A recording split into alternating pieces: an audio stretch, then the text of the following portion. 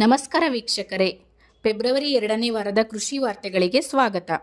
ಚಿತ್ರದುರ್ಗ ಜಿಲ್ಲೆಯಲ್ಲಿ ಕೇಂದ್ರದ ಬೆಂಬಲ ಬೆಲೆ ಯೋಜನೆಯಡಿಯಲ್ಲಿ ತೊಗರಿ ಮತ್ತು ಕಡಲೆಕಾಳು ಖರೀದಿ ಪ್ರಾರಂಭವಾಗಲಿದೆ. ಇದೇ ಫೆಬ್ರವರಿ 17ರಿಂದ ರೈತರ ನೋಂದಣಿ ಪ್ರಾರಂಭವಾಗಲಿದೆ. ಕಡಲೆಕಾಳುಗಳನ್ನು ಪ್ರತಿ ಎಕರೆಗೆ 4 ಕ್ವಿಂಟಾಲ್ನಂತೆ ಗರಿಷ್ಠ 20 ಕ್ವಿಂಟಾಲ್ ಖರೀದಿಸಲಾಗುವುದು ಎಂದು ಅಧಿಕಾರಿಗಳು ತಿಳಿಸಿದ್ದಾರೆ. ಶಿವಮೊಗ್ಗದ ಶಿಕಾರಿಪುರ ತೋಟಗಾರಿಕಾ ಇಲಾಖೆಯಿಂದ ಸಮಗ್ರ ತೋಟಗಾರಿಕೆ ಅಭಿವೃದ್ಧಿ ಯೋಜನೆಯಡಿಯಲ್ಲಿ ರೈತರಿಗೆ ತರಕಾರಿ ಬೀಜಗಳ ಕಿಟ್ಗಳನ್ನು ವಿತರಣೆ ಮಾಡಲಾಗುತ್ತಿದೆ ಎಂದು ಅಧಿಕಾರಿಗಳು ತಿಳಿಸಿದ್ದಾರೆ. ರಾಜ್ಯದಲ್ಲಿ ತೀವ್ರ ಹೊಟ್ಟೆ ನೋವಿನಿಂದ ಜಾನುವಾರುಗಳು ಸಾವನ್ನಪ್ಪುತ್ತಿವೆ. ಇದಕ್ಕೆ ತೀವ್ರ ಕರುಳಿನ ರಕ್ತಸ್ರಾವ ರೋಗ ಎಂದು ಶಂಕಿಸಲಾಗಿದೆ.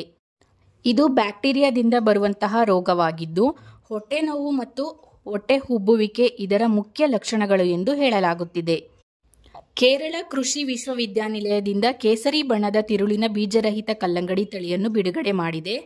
ಈ ತಳಿಯ ಹಣ್ಣು ತುಂಬಾ ಸಿಹಿಯಾಗಿದ್ದು, ಹಣ್ಣಿನ ಸರಾಸರಿ ತೂಕ 3.5 ಕೆಜಿ ಇರುತ್ತದೆ ಎಂದು ತಿಳಿಸಿದ್ದಾರೆ. ಕಾಫಿ ಮತ್ತು ಏಲಕ್ಕಿ ದರಗಳು ಏರಿಕೆಯಾಗಿದೆ. ಅರೇಬಿಕಾ ಕಾಫಿ ಬೆಲೆ 32.54% ಏರಿಕೆಯಾಗಿದ್ದು, ರೋಬುಸ್ಟಾ ಕಾಫಿ ಬೆಲೆ 55.99% ಜಾಸ್ತಿಯಾಗಿದೆ. ಭಾರತದ ಪಾಮಾಯಿಲ್ ಆಮದು ಕುಸಿದಿದೆ.